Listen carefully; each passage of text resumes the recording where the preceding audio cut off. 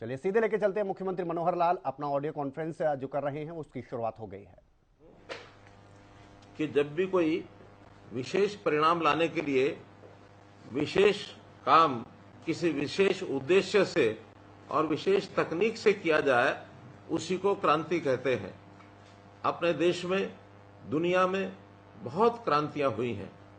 जैसा हमने सुना होगा कि हरित क्रांति हुई अन्न को बढ़ाने के लिए, ऐसे ही हमने सुना है कि श्वेत क्रांति हुई दूध का उत्पादन बढ़ाने के लिए, एक गोल क्रांति हुई आलू के उत्पादन को बढ़ाने के लिए, पीली क्रांति हुई तिलहन और दालों को बढ़ाने के लिए, नीली क्रांति हुई मछली पालन के लिए, भूरी क्रांति हुई खाद और चमड़ा इसका उत्पादन बढ़ाने के लिए, बादामी क्रांति भी हुई इसी प्रकार से, ऐसे ही लाल क्रांति टमाटर को बढ़ाने के लिए हुई। और मैं एक आज विशेष आपसे साझा करना चाहता हूं इस बात के लिए कि एक अमृत क्रांति जिसमें जल को कैसे बचाया जाए, इस क्रांति में आप सब लोगों ने भी भाग लिया है।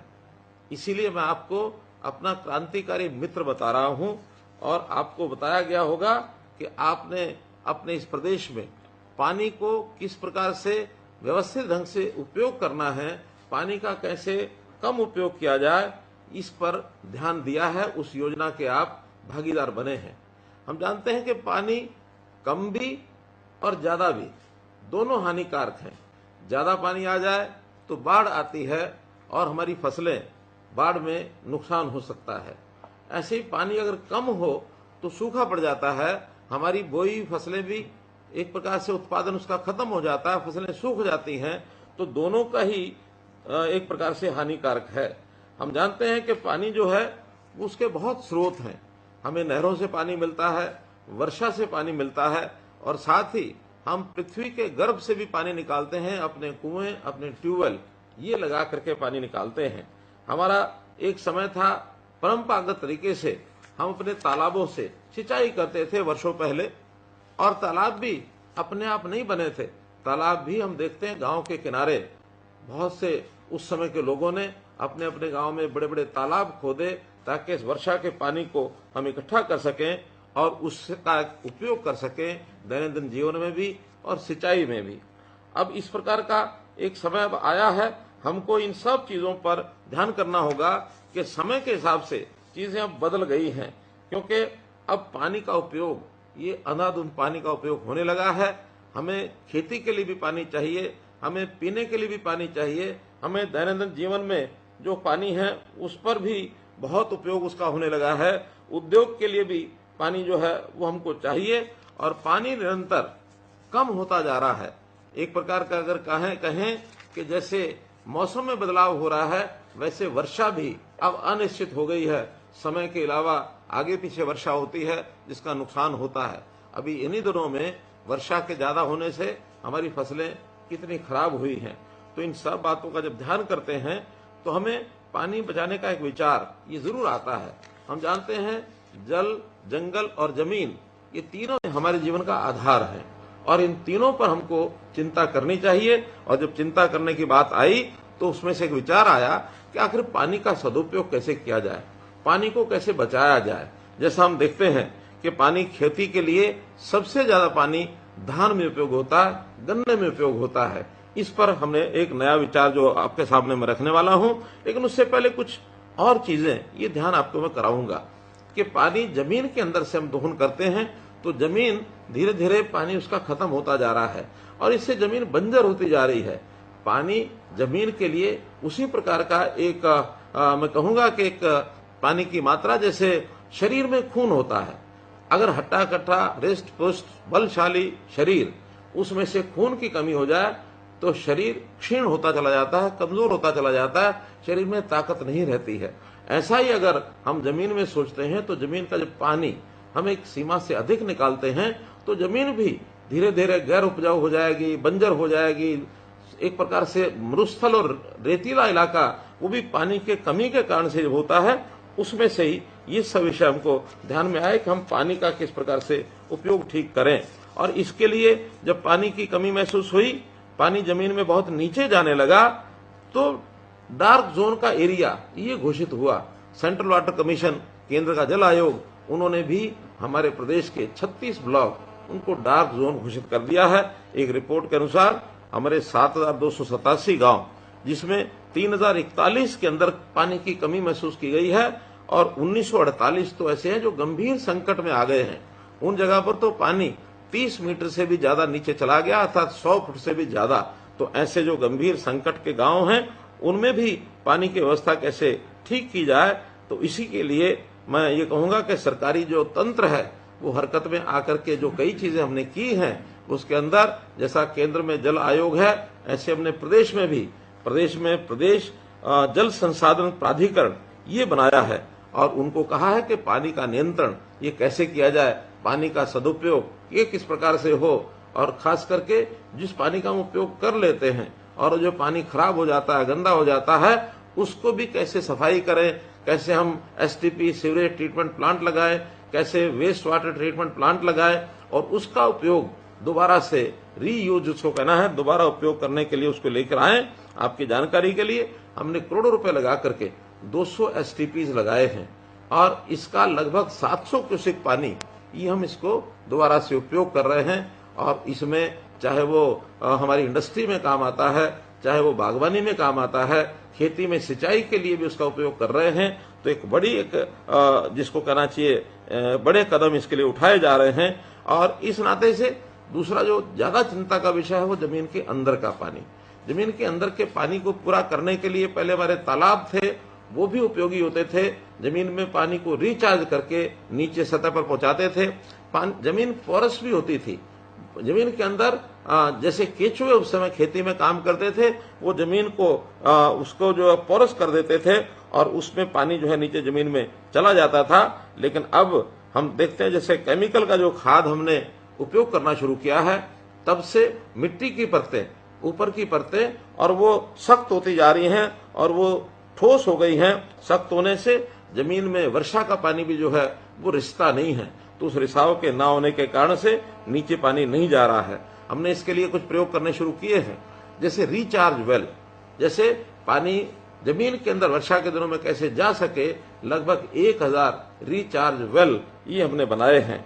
इसी प्रकार नई झीलें और जो पुरानी झीलें हैं और तालाब हैं उनको साफ करने का काम, नई झीलें बनाने का काम ये हमने किया है। इसके लिए हरियाणा में तालाब प्राधिकरण ये भी हमने बनाया है। लगभग 8000 तालाब हैं, उसको कैसे स्वच्छ किया जाए, कैसे उसकी सुंदरता बढ़ाई जाए, कैसे उसके पानी का उपयोग माइक्रो इरिगेशन के नाते हम उपयोग कर सकते हैं। तो इस प्रकार से ये सारे कदम और हमने उठाने शुरू किए हैं। मित्रों, पानी जो है वो बचाना बहुत जरूरी है। जैसे बताया कि पानी के बिना जमीन सूनी हो जाएगी। हम हमेशा अपनी जमीन को बचाने का काम करते हैं, इकट्ठा करने का काम करते हैं, सपने लेते हैं कि हमारे बाद हमारे बच्चों के वो जमीन काम आएगी, वो जमीन हमारी जायदाद है और उस जमीन को हम अपनी विरासत मानते हैं। लेकिन भूलिए मत कि जमीन के साथ पानी ये भी हमारी विरासत है। अगर पानी के बिना जमीन हमने दी तो उसका कोई उपयोग नहीं हो पाएगा। इसलिए हमने इस कार्यक्रम को शुरू किया जिसका नाम दिया हमने मेरा पानी मेरी विरासत। और मेरा पानी मेरी विरासत के अंतर्गत जो योजना बनाई गई वो यही बनाई गई है कि हम कैसे इस पानी का उपयोग, इसका प्रबंधन ये हम कैसे ठीक करें। और ठीक करने के लिए हमने जैसे कहा कि धान की खेती, ये धान ऐसी फसल है और गन्ना खास करके इस प्रकार की फसल है कि सबसे ज्यादा पानी धान में और गन्ने में लगता है। एक तो हमारे मित्र ऐसे हैं जो हमारे ध्यान में आए, उन्होंने अपने खाने में चावल खाना छोड़ दिया। और क्यों छोड़ा? वो कहते हैं कि 1 किलो चावल के उगाने में, उसको पैदा करने में 3000 लीटर पानी लगता है। कह लगे अगर मैं पाव भर भी यानी चावल अपने भोजन में खाऊंगा तो 750 लीटर पानी इसको मैं खराब करूंगा। तो इस प्रकार से एक संकल्प के नाते मैंने एक उदाहरण दिया है। लेकिन क्या हमारा किसान ये अपनी खेती में विविधीकरण करके अन्य फसलों का उपयोग यानी पैदावार करके क्या उसका पानी का बचाव नहीं कर सकता? निश्चित कर सकता है। जब बातचीत हुई तो हमारे किसानों ने कहा कि हमारी थोड़ी आमदन घटेगी। हमने कहा आमदन अगर घटेगी तो हम इस काम के लिए एक बहुत पवित्र कार्य है, हम स्टेट का जो बजट है वो भी इसमें लगा सकते हैं। आपको घाटा शायद पूरा तो ना भरपाई हो सके, लेकिन जो कारण है उसको यदि आप समझेंगे तो उसका कुछ थोड़ा मुआवजा हम भी देंगे, तो हमने 7,000 रुपया प्रति एकड़ ये मुआवजा शुरू किया आज से 2 साल पहले 2020 में। और मुझे बड़ी खुशी है कि आप सब लोग जो आज जुड़े हुए हैं, हजारों की संख्या में आज जो मेरे साथ किसान जुड़े हैं, जिनको मैंने हमारे क्रांति मित्र ये कहा है, जल क्रांति मित्र ये हैं, अमृत क्रांति मित्र हैं, आप सब लोगों ने उसमें सहयोग किया। और मेरी जानकारी के हिसाब से 1,74,464 एकड़ पिछले 3 साल में, और इतनी जमीन पर चावल छोड़ करके और दूसरी फसलों के ऊपर आपने जो काम किया है, चाहे उसमें मक्का है, कपास है, बाजरा है, खरीफ की दालें हैं, खरीफ तिलहन है, सब्जियां हैं, चारा है, पॉपुलर सफेदा, ये भी हमने जोड़ दिया है। तो ऐसे लगातार हम तीनों वर्ष में जो रिजल्ट निकाल पाए, 1,74,000 और 464 एकड़ भूमि पर हमने अपनी बिजाई दूसरी फसलों को बो करके एक बहुत अच्छा काम किया है। और मैं चाहूंगा कि आपने जिन्होंने काम किया, ये एक पवित्र कार्य, पुण्य कार्य किया, अपनी अगली पीढ़ी के लिए किया। और इसमें लाभार्थी आप नहीं हैं, लाभार्थी तो सारा प्रदेश है। यानी हम कहेंगे कि हम लाभार्थी 7,000 रुपए के हैं, 7,000 रुपया तो केवल एक थोड़ी मात्रा में आपको जो आपको नुकसान होगा उसकी पूर्ति करने के लिए दिया। लाभ तो हमारी अगली पीढ़ी को हो रहा है, पूरे प्रदेश को हो रहा है। आप तो इसमें कर्म करने वाले कर्मार्थी बने हैं। कर्म करना ही हमारे लिए बहुत श्रेष्ठ जो काम है वही है। हम कर्म करते जाएं, फल तो जिसको लेना होगा हमें मिलेगा या किसी और को मिलेगा, इसकी चिंता नहीं करनी चाहिए। लेकिन निश्चित रूप से ये एक फलदायी कार्य है, इसको हमको अपने आप को भी करना है और बाकी लोगों को भी इसके लिए कराना है। और हमने तो यहां तक कहा कि अगर, क्योंकि हमारे किसान भाई जानते हैं कि 3, 4 साल, 5 साल के चक्र में एक साल फसल न बोई जाए तो फसल की उपजाऊ जो शक्ति है वो बढ़ती है। आप अगर विविधीकरण से दूसरी फसल न भी बोएं, लेकिन धान की जगह की फसल को आप खाली भी रखते हैं तो जमीन का उपजाऊपन बढ़ेगा और उसके बदले में भी हम 7,000 रुपया ये आपको देने वाले हैं। एक दूसरा तरीका पानी को बचाने का हो सकता है डायरेक्ट सीडिंग, सीधी फसल की जो बिजाई है धान की, अगर वो करते हैं उससे भी हमारा पानी बचता है। इसके लिए भी हमने 4,000 रुपये प्रति एकड़ इसका जो अनुदान है ये दिया है। तो उस पर भी बहुत से जो हमारे बंधु हैं वो आ गए हैं। और अब हम चाहते हैं कि हर गांव का पानी ये बचना चाहिए। सरकार के बहुत से ऐसे कार्यक्रम शुरू किए हैं जिससे जो बरसात के दिनों का पानी है वो हम तालाबों में उसको भेज सकें, और जो हमारे तालाब जो नए हम बनाएंगे, झीलें बनाएंगे, उसके अंदर रख सकें, पानी का रिचार्जिंग कर सकें। हमने मसानी डैम में ये प्रयोग किया है कि वहां पानी लगातार बरसात का जाता है और फुटों फुट पानी वहां खड़ा रहता है। तो उसका परिणाम ये निकला है कि वहां रेवाड़ी जिले के आसपास लगभग 10 फुट पानी इसका जो लेवल है ये ऊंचा आया है। तो ऐसा काम हम अपने खेतों में रिचार्जिंग वेल लगा करके कर सकते हैं, या वहां पर हम माइक्रो इरिगेशन के लिए अपने कुछ जिसको कहना चाहिए पानी संग्रह करने के लिए छोटे रिजर्वायर बनवा सकते हैं। उसके लिए सरकार सब्सिडी देती है। हम माइक्रो इरिगेशन का अगर प्रयोग करते हैं तो सरकार उसके लिए भी 85% ये सब्सिडी देती है। तो पैसे का उपयोग करके भी हम पानी को बचा सकें, ये बहुत ही एक आवश्यक कार्य है।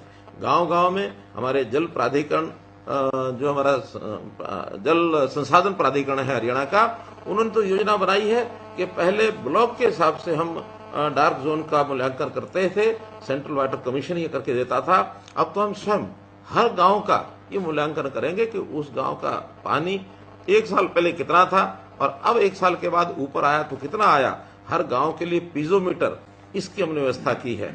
लगभग 1500 गांव में ये पीजोमीटर लग चुके हैं। अन्य गांव में भी अगले वर्षों में पीजोमीटर लगाए जाएंगे, खास करके जब पानी का लेवल 100 फुट से ज्यादा नीचे चला गया है। जहां 100 फुट से ज्यादा नीचे पानी गया है, हमारे किसान बंधु जानते हैं जो ट्यूबवेल चलाते हैं कि हर साल एक पाइप या 2 साल के बाद एक पाइप उनको नीचे पानी का डालने पड़ता है। और पिछले 10 साल में तो लगातार हर वर्ष 1 मीटर पानी नीचे जा रहा है। ये बहुत एक खतरनाक ट्रेंड है, इसको हमको रोकना होगा। और यदि इसको हम रोक लेंगे तो अगली पीढ़ी निश्चित रूप से हमको एक प्रकार से इस बात का श्रेय देगी कि हमारे पूर्वजों ने पानी की चिंता की है। हम जरूर इसकी चिंता करें और चिंता करते हुए इस संकट में हम कहीं किसी प्रकार से फंस ना जाएं।